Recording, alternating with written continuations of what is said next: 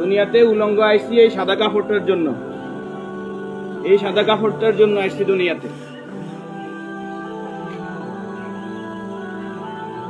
পুরুষ মানুষ ঢাকার দরকার নাই, সাদা কাফন দেখলে অন্তরের মধ্যে কি আসে, হয়, আর সেটা মনে রাখবেন, পুরুষের ঢাকার দরকার নাই, মহিলাদেরকে এভাবে উপর দিয়ে ঢেকে দিতে হয়। মরণের হারে জীবিত থাকতে দরকার নাই, কি কন? আমার মেয়ে, আমার স্ত্রী, আমার বোন, আমার মা বেপরদায় চলে, আমরা হইলাম দায়ুস। ওই পুরুষ দায়ুস যে তার স্ত্রী সন্তানকে পর্দা করায় না। আপনি থাকতে আপনার স্ত্রী কিভাবে ফেরিয়ালার সামনে যায় আলু খাইস কিনে, আপনি দেশে থাকতে, আপনি এলাকা থাকতে আপনার স্ত্রী কিভাবে মার্কেটিং করে যায়, এভাবে বাজার সদাই করে। আপনি পুরুষ কেন পর্দার ব্যাপারে সচেতন নয়? আপনার উপযুক্ত মেয়ে ওড়না ছাড়া ঘর থেকে বের হয় কিভাবে? আপনার মেয়ে, আমার মেয়ে কিভাবে পায়জামা টাকনুর উপরে পরে? আমার ছেলে কিভাবে পায়জামা টাকনুর নিচে পরে? আমার টাকা দিয়ে আমার ছেলে সিগারেট খায়, আমার টাকা দিয়ে, আমার টাকার এমবি খরচ করে আমার ছেলে মেয়ে ঘরের মধ্যে গান বাজনা করে।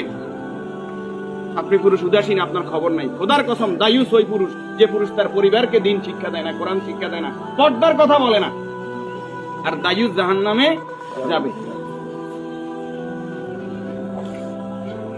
এই দুনিয়াতে আসছে সাদা কাপড়টার জন্য, শুধু এই সাদা কাপড়টা অ্যারেস্ট করার জন্য। কিন্তু এই সাদা কাপড়টাও নিজের টাকায় কিনা হয়, নিজের টাকায় কিনা হয়।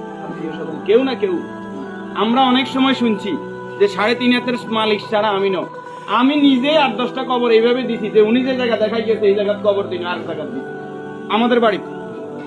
কথা কি বুঝতে পারছেন? উনি যে জায়গা দেখাই গেছে ওই জায়গায় দিতে পারি নাই বিভিন্ন কারণে। ওই জায়গার মধ্যে হয়তো পুরান কবর পড়ছে, অথবা ওই জায়গার মধ্যে খাদ গর্ত বেশি, পানি হয়ে গেছে।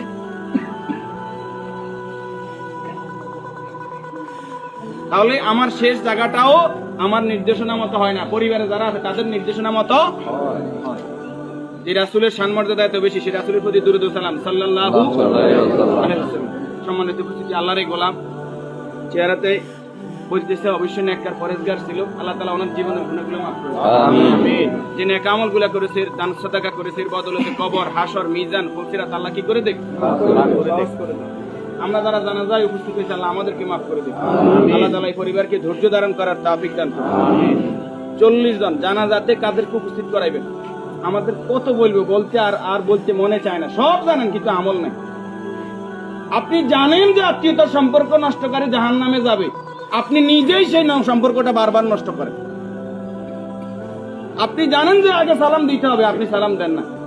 আপনি জানেন যে নিজের জন্য যেটা ভালো মনে করি, অপরের জন্য সেটা ভালো মনে না করলে আমি ইমানদার নয়। আপনি জানেন প্রতিবেশীর হক নষ্ট করলে ইমানদার নয়। কই নেই, সব শুধু জানি, আমল করি না।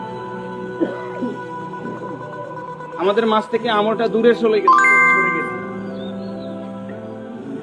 এই নেককার গোলাম জানাজাতে নামাজি পরেজগার লোক, শিরিক মুক্ত লোক, আপনার দৃষ্টিতে যিনি শিরিক মুক্ত, এরকম 40 জন লোক যদি দোয়া করে, আল্লাহ তাআলা ওই দোয়া কি করে? কবুল করে। 40 জন হাইবেন, আইতেন না। উনি নামাজি পরেজগার, উনি হয়তো আপনি মনে করেন যে মাজারে সেজদা দেন শুধু কবিরা গুনাহ, মাজারে সেজদা দেন বুঝি শিরক। শনিবার মঙ্গলবার কি শিরক না? শনিবার মঙ্গলবার হিসাব করা শিরক ননি? শিরক, এটাও শিরক। এই যে জাদু টোনা করা, এটা কি শিরক ননি? গণকের কাছে যাওয়া, বান্দর গনাইতে যায়, মানুষ গনাইতে যায়, চুরি করছে কে, আনা চাইতে যায়, এগুলো সবগুলো কি বড় শিরক। যেটা জনগণ সকল ক্ষমতার উৎস, ঠিক ননি?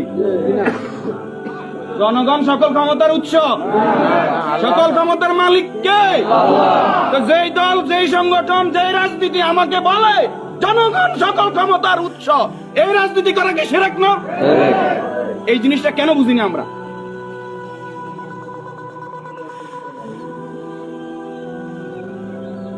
আপনি মুখে বললেন জনগণ সকল ক্ষমতার উৎস, অন্তরে আপনি বলবেন যে হ্যাঁ আল্লাহ সকল ক্ষমতার উৎস, এটা তো আল্লাহ মানে না।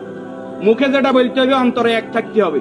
তাহলে সকল ক্ষমতার মালিক কে? আল্লাহ। আর যারা রাষ্ট্র ক্ষমতায় গিয়ে, একজন মুমিন ইসলামী রাষ্ট্র ব্যবস্থার বাইরে যাওয়ার কোনো সুযোগ নাই। যদি আওয়ামী লীগ আবার তওবা ইস্তেগফার করি আই কয় যে আমরা আল্লাহর আইন অনুযায়ী রাষ্ট্র চালাইম, আমরা কইম আলহামদুলিল্লাহ। বিএনপি যদি কালকে বলে যে আমরা রাষ্ট্র চালাইম আল্লাহর আইন অনুযায়ী, কোরআনের আইন দিয়ে রাষ্ট্র চলবে, সৎ নামাজি ফরেজগার লোকরা চেয়ারম্যান মেম্বার হইব, তাকওয়াবান হইব, আমরা বিএনপির সাথে আছি, বিএনপি কে ভোট দেব। যদি জামাত ইসলামী বলে আমরা আল্লাহর আইন দিয়ে রাষ্ট্র চালাইবো, কোরআন চালাইবো, দেশ তাকওয়ার ভিত্তিতে চলবে, রাসূল যেভাবে চালাইবে আমরা তাদেরকে ভোট দিব। যদি চরমরাই বলে তাদেরকে ভোট দিব। আমাদের ব্যক্তিগত কারো কোনো আরস নাই। আমরা এই জমিনে আল্লাহর, এই জমিনে আইন চলবে কার? আল্লাহ। এবার যেই আসুক এই তকমা নিয়ে আমরা তাদের সাথে আছি। রাজি আছেন? আল্লাহ তাআলা আমাদেরকে কবুল করুন। আমিন। উপস্থিতি এই মুহূর্তে